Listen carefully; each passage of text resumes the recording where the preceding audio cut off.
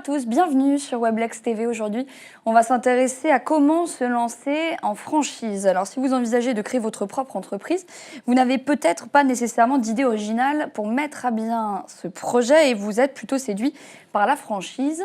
Mais avant de se lancer, eh bien, il faut se poser les bonnes questions. C'est ce que va nous expliquer aujourd'hui Céline Vannier, avocat chez Horatio. Bonjour Céline. Bonjour. Merci d'être avec nous. Alors tout d'abord, est-ce que vous pouvez nous rappeler qu'est-ce qu'une franchise ?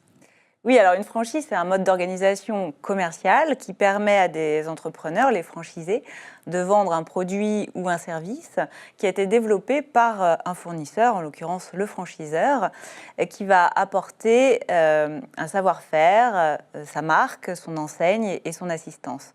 Il faut savoir qu'en France, il existe plus de 2000 franchises pour plus de 70 000 points de vente. Autant dire qu'il y a un large choix pour quelqu'un qui veut se lancer en franchise. Justement, quels peuvent être les critères de choix ? D'une manière générale, ils sont au nombre de deux, le secteur d'activité et le franchiseur. La franchise existe dans de nombreux domaines, ça peut aller de la restauration, l'habitat, le textile. Il faut donc faire un choix en fonction de ses appétences, ses compétences et ses envies. À ce titre, une étude de marché est nécessaire pour révéler les points forts et les points faibles du secteur choisi en termes d'activité et de zone géographique. Et l'autre critère ? Alors, une fois le secteur d'activité choisi, il faut sélectionner le franchiseur avec lequel on a envie de travailler. Cela passe par une étude du concept qui est proposé par le franchiseur, du budget qui va être demandé pour l'ouverture du point de vente, de l'ancienneté et de la notoriété du franchiseur, et puis également des services d'accompagnement qu'il va proposer. Une étude de terrain est également nécessaire puisque c'est en rencontrant les franchisés de l'enseigne que le futur franchisé va pouvoir cibler effectivement la franchise et ce qu'il recherche. Créer un point de vente en franchise, c'est aussi créer une entreprise finalement. Oui, tout à fait. Le futur franchisé n'échappera pas aux différentes étapes de la création d'entreprise, puisqu'il est avant tout un entrepreneur indépendant, propriétaire de son fonds de commerce et de sa clientèle. Il va donc falloir qu'il élabore un business plan, qu'il choisisse sa structure juridique, etc.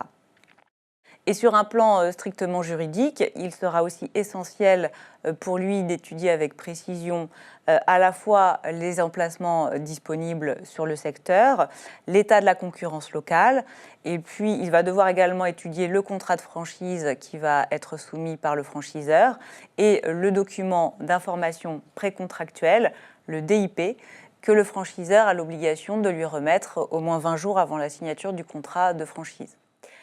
Ce document est essentiel puisque c'est celui qui va permettre aux franchisés de s'engager en connaissance de cause, puisqu'il va retracer l'historique à la fois de la société du franchiseur, du concept, l'état du marché et le nombre de points de vente du réseau notamment. Ce n'est donc pas plus facile que de partir d'une page blanche.